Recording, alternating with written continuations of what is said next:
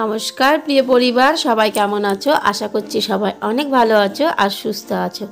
আমার চ্যানেলের নতুন একটা ভিডিওতে তোমাদের সবাইকে অনেক স্বাগত জানিয়ে প্রত্যেক দিনের মতো আজকেও আরও একটা নতুন ভিডিও শুরু করছি।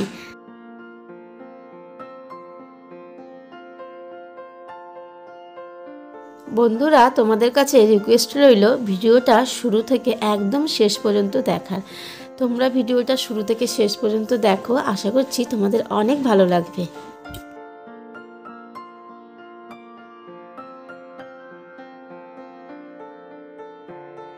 আজকে কাজের কোনো চাপ নেই, আজকে একদম ধীরে সুস্থে সব কাজ করা যাবে, কারণ সকালবেলা রান্না বান্না নেই, একদম সিম্পল। সকালবেলা একটু রুটি তরকারি করলেই হয়ে যাবে। তো এই যে গাছে জল দিয়ে দিলাম, আর ধনের গাছগুলোতেও জল দিয়ে দিলাম। আর এবার দেখো জল দিয়ে দিচ্ছি লেবু গাছটায় কিন্তু 7-8টা লেবু হয়েছে। আর গাছটা দেখো কেমন একদম শুকিয়ে গেছে, মানে গাছটা না, পাতাগুলো শুকিয়ে গেছে। তো প্রত্যেক দিনই জল দিই, তাও এখন কদিন ধরে বেশ একটু রোদ আছে, তো সেই কারণেই এরকম শুকিয়ে যাচ্ছে। চলো সব গাছগুলো ভালো করে আমি জল দিই, আর তোমরা ততক্ষণ ভিডিওটা দেখতে থাকো।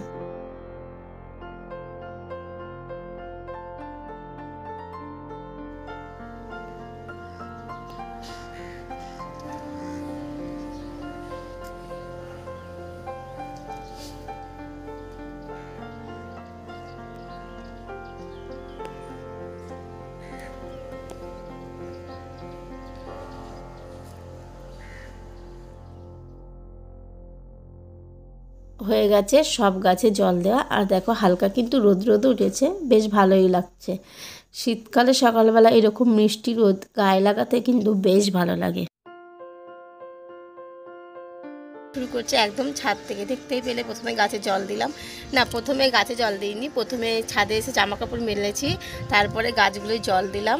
আর এখন তোমাদের সাথে ভিডিওটা শুরু করলাম। তোমরা কিন্তু ভিডিওটা দেখবে, ঠিক আছে? প্রথম থেকে শেষ পর্যন্ত দেখবে, অনেক ভালো লাগবে ভিডিওটা। আর আমার চ্যানেলের অনেক নতুন বন্ধু আছে যারা আমার চ্যানেল সাবস্ক্রাইব করোনি, কিন্তু আমার ভিডিওগুলো বেশ পছন্দ করছো। তাদের কাছে রিকোয়েস্ট করবো, বন্ধুরা প্লিজ তোমরা আমার ভিডিওগুলো দেখো এবং বন্ধুদের সাথে শেয়ার করো, ঠিক আছে?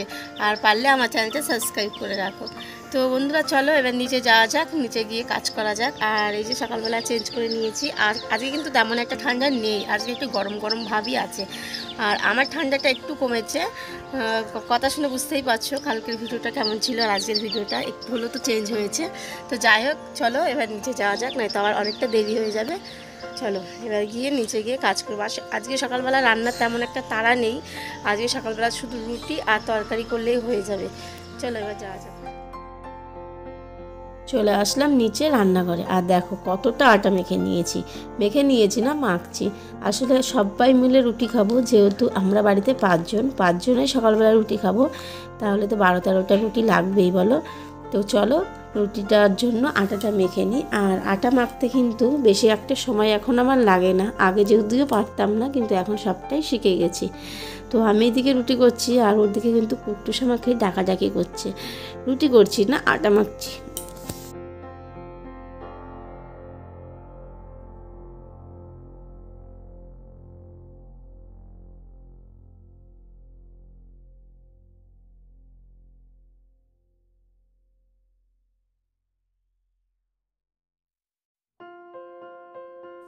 রুটি করা কমপ্লিট হয়ে গেছে, কুট্টুসকেও খাওয়ানো হয়ে গেছে। আর আজকে দুপুরবেলা রান্না করব মসুর ডালের বড়া।